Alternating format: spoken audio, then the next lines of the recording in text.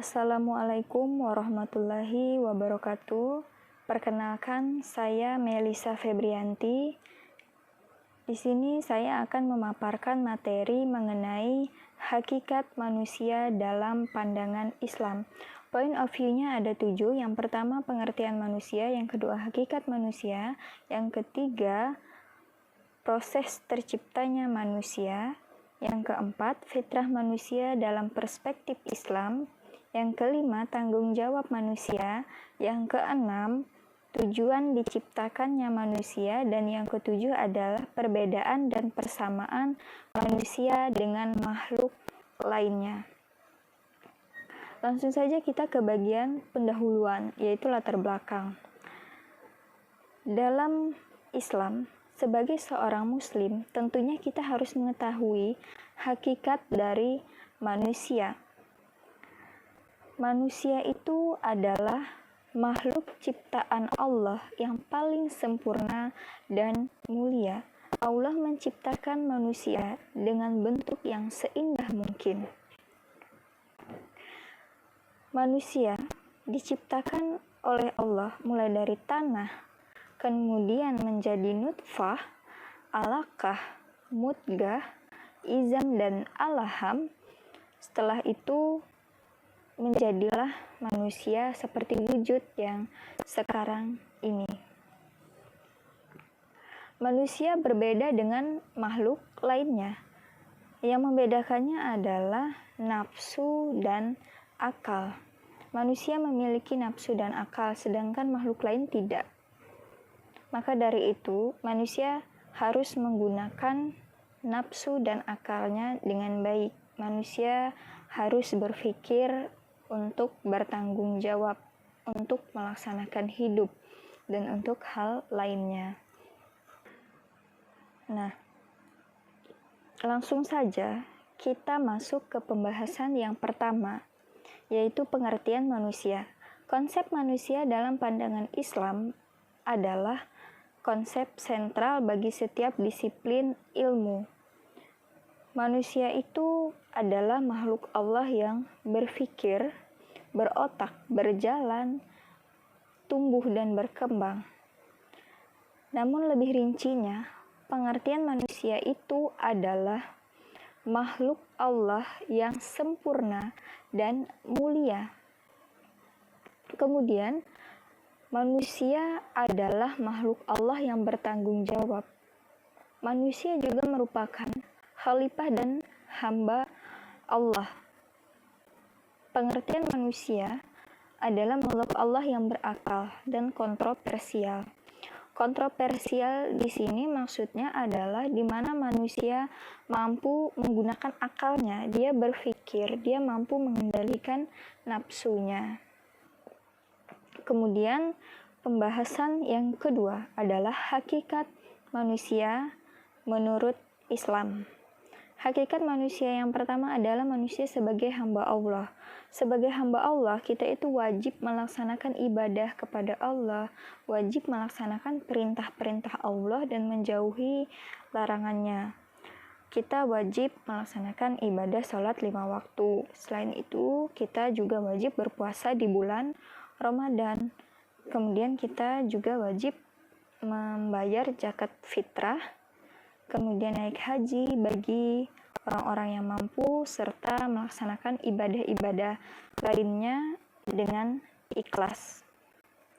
Kemudian, hakikat manusia yang kedua adalah manusia sebagai al-nas. Al-nas ini maksudnya adalah mengacu pada status manusia, status sosialnya, seperti manusia itu adalah makhluk yang tidak bisa hidup tanpa manusia yang lainnya. Jadi manusia adalah makhluk sosial. Kemudian hakikat yang ketiga adalah manusia sebagai khalifah Allah. Khalifah itu maksudnya manusia sebagai pemimpin di muka bumi ini. Manusia wajib memimpin bumi dengan sebaik-baiknya. Dan hakikat manusia yang keempat adalah sebagai Bani Adam. Kenapa disebut sebagai Bani Adam? Supaya tidak terjadi kesalahpahaman. Ya, kesalahpahaman.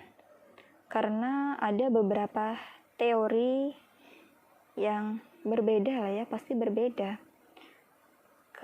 Karena di dalam Islam manusia itu adalah keturunan Nabi Adam alaihissalam. Dan yang kelima, hakikat manusia adalah sebagai al-insan. Al-insan ini adalah kemampuan manusia menguasai ilmu dan pengetahuan. Dan yang keenam, hakikat manusia itu adalah sebagai al-bashar. Al-bashar ini artinya manusia itu mampu berpikir untuk melangsungkan kehidupannya. Pembahasan yang ketiga adalah proses terciptanya manusia. Dari ayat-ayat Al-Quran bahwa proses terciptanya manusia itu ada dua tahapan. Ada tahapan primordial dan ada tahapan biologi. Dalam tahapan primordial, manusia itu diciptakan mulai dari tanah debu, tanah liat, tanah lumpur hitam yang busuk, kemudian dibentuk oleh Allah seindah mungkin dan ditiupkan ruh kepadanya. Kemudian ada tahapan biologi. Di dalam tahapan biologi ini manusia diciptakan dari intisari tanah, kemudian menjadi nutfah. Nutfah itu adalah air mani, alaqah.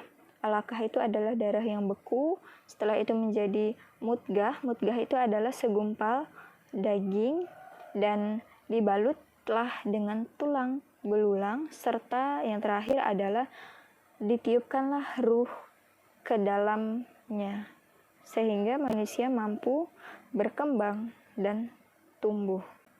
Nah, pembahasan yang keempat adalah fitrah manusia dalam perspektif Islam. Secara etimologi, fitrah itu berasal dari bahasa Arab, yaitu kata fatara, yang berarti kejadian. Jadi artinya fitrah itu berasal dari kata kerja yang berarti menjadikan. Manusia itu diciptakan oleh Allah dalam keadaan fitrah, yang artinya suci dan tidak memiliki dosa apapun. Jika dilihat dari ayat-ayat Al-Quran yang berkaitan dengan fitrah, fitrah itu ada 3 macam. Ada fitrah beragama, ada fitrah suci, dan ada fitrah intelektual. Ada juga beberapa faktor yang menjadi penyebab manusia berpaling dari fitrahnya. Yang pertama, melakukan maksiat kepada Allah. Yang kedua, tidak memahami perjanjiannya dengan Allah. Dan yang ketiga, tidak menggunakan akal dan pikirannya dengan baik. Nah, manusia juga bisa melakukan beberapa hal untuk memelihara fitrah tersebut. Yang pertama, menyucikan jiwa. Yang kedua, kembali pada agama Allah, yaitu agama Islam. Dan yang ketiga, menggunakan akal dan pikirannya itu dengan baik. Kemudian pembahasan yang kelima, tanggung jawab manusia. Tanggung jawab manusia itu ada sebagai hamba Allah dan juga sebagai khalifah. Sebagai hamba Allah di dalam hubungannya dengan Tuhan, manusia itu mempunyai posisi sebagai ciptaan dan Tuhan sebagai penciptanya. Jadi kita sebagai hamba Allah, kita wajib beribadah kepada Allah, melaksanakan perintah-perintah Allah dan menjauhi larangan-larangan Allah. Jadi kita sebagai hamba Allah, kita itu harus menjaga diri kita supaya kita itu selalu menjadi orang-orang yang baik. Kemudian ada tanggung jawab manusia sebagai khalifah. Khalifah itu maksudnya adalah pemimpin di muka bumi ini. Tugas sebagai khalifah ini adalah manusia wajib untuk menjaga dan bertanggung jawab atas dirinya, sesama manusia, dan alam yang menjadi sumber kehidupan manusia itu sendiri. Nah, tugas manusia sebagai kekhalifahan alam itu yang pertama adalah membudayakan alam, mengalamkan budaya dan mengislamkan budaya.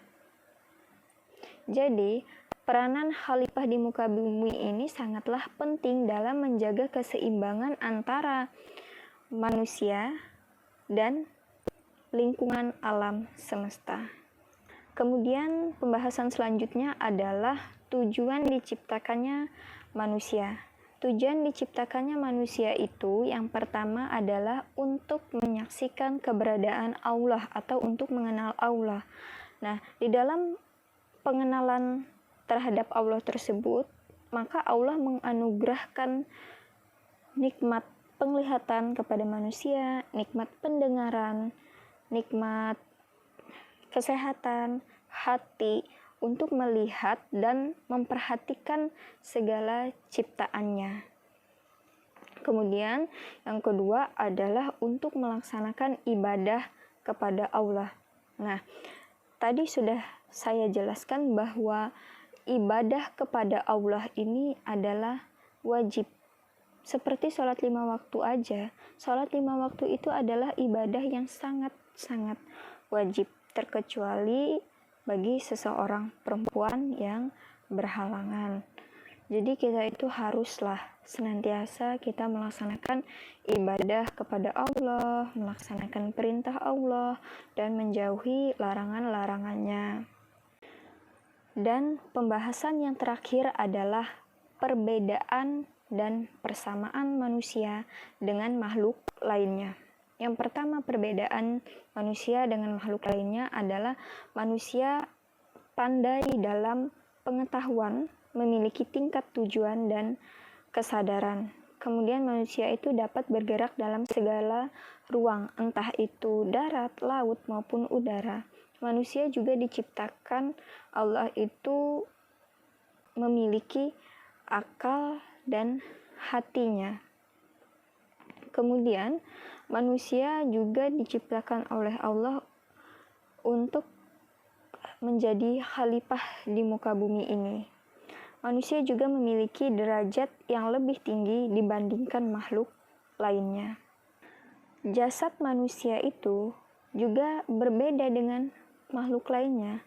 Allah menciptakan jasad manusia itu dari nur atau cahaya, sedangkan makhluk lainnya itu tidak diciptakan dari tanah dan nur seperti manusia. Kemudian ada persamaan manusia dengan makhluk lainnya. Tentunya manusia dan makhluk lainnya itu sama-sama diciptakan oleh Allah, sama-sama diciptakan oleh Allah untuk senantiasa tunduk dan patuh kepada Allah, serta manusia dan makhluk lainnya nanti sama-sama akan kembali kepada Allah, dan manusia dengan makhluk lainnya senantiasa berada di dalam lindungan Allah dan selalu berada dalam penjagaan Allah. Nah, sekian tadi pembahasan dari saya. Jadi kesimpulannya di sini adalah bahwa manusia di dalam pandangan Islam, manusia merupakan makhluk Allah yang mulia, yang memiliki akal serta pikiran, yang dapat bertanggung jawab dan mampu melaksanakan ibadah-ibadah lainnya. Manusia itu juga memiliki peranan, yaitu sebagai hamba Allah dan juga sebagai khalifah di muka bumi ini. Jika manusia itu dilahirkan dalam keadaan suci atau fitrah tadi, maka manusia bisa menentukan hidupnya, entah dia mau ke jalan yang baik atau dia mau ke jalan yang buruk, entah dia mau menjadi muslim atau menjadi musyrik. Nah, selain hal itu manusia tentunya ya ada perbedaannya juga dengan makhluk lain. Tadi sudah dijelaskan, persamaannya juga sudah dijelaskan tadi di bagian pembahasan yang terakhir atau pembahasan yang ketujuh.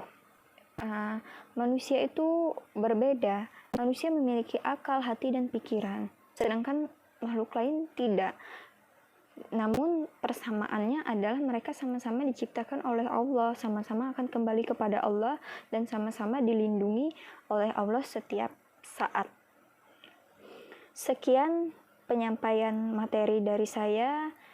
Jika ada kesalahan dalam penyampaian saya mohon maaf, dan jika ada kekurangan, saya mohon maaf juga. Terima kasih. Wassalamualaikum warahmatullahi wabarakatuh.